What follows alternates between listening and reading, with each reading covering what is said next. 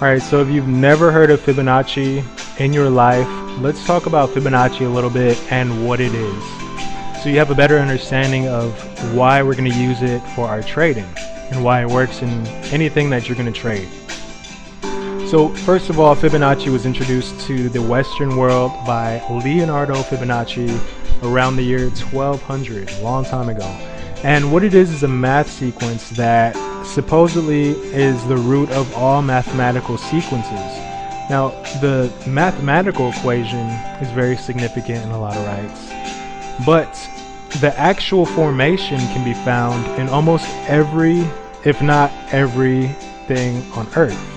The human body actually surprisingly contains Fibonacci in every aspect of it, and the Greeks actually knew this. That's why you can see Fibonacci in a lot of their artwork, their paintings, portraits, inventions, their sculptures. You can see it in a lot of their architecture.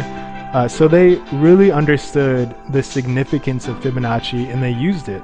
And you can see this even when the Romans took over Greece and the art started to come out of there from the Romans. It was not that it was less beautiful or anything, but it was less accurate when you're comparing it to an actual physical human or a physical structure like a plant or something like that. And as you can see here, it's even useful when you're measuring the head of the President of the United States.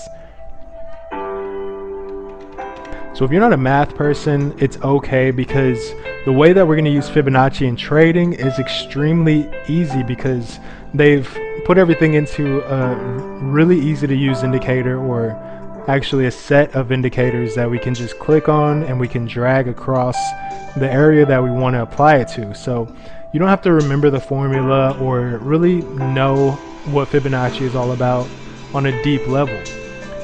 What it comes down to at the end of the day is finding support or resistance. Everything in trading is just finding the most probable points of support and resistance.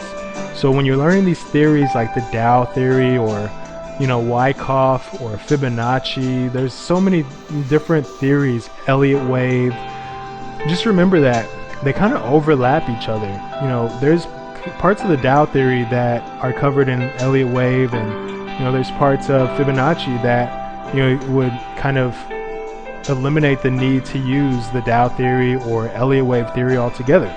But they're just all different studies, so the fact is that they're all trying to find support and resistance. So using the Dow theory on top of Fibonacci, on top of Elliott wave, on top of Wyckoff can be helpful if you use it right, but you don't really need everything. You just need something that's going to work for you. So where are we finding support and resistance when it comes to Fibonacci? The four specific formations that we're looking to use Fibonacci for are retracements, extensions, projections, and expansions. We'll go over this in much detail over the next lectures, but just know that when you use these with a conventional window oscillator like a RSI or a MACD or a stochastic or something like that, they're going to be much more reliable and the probability is going to be highly increased. So we're looking not only for Fibonacci support and resistance, but we're also looking for that in an overbought or oversold condition, and those provide great points of entry, exit, take profit, etc. So we're going to go over all of those in detail, but these are very important to know, because if you don't know what a retracement or an extension or projection or expansion is and how they differ from each other, then using Fibonacci is going to be less probable.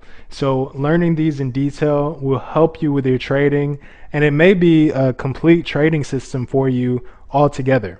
So I'll see you in the next lecture where we'll talk about the Fibonacci tool and the actual Fibonacci numbers.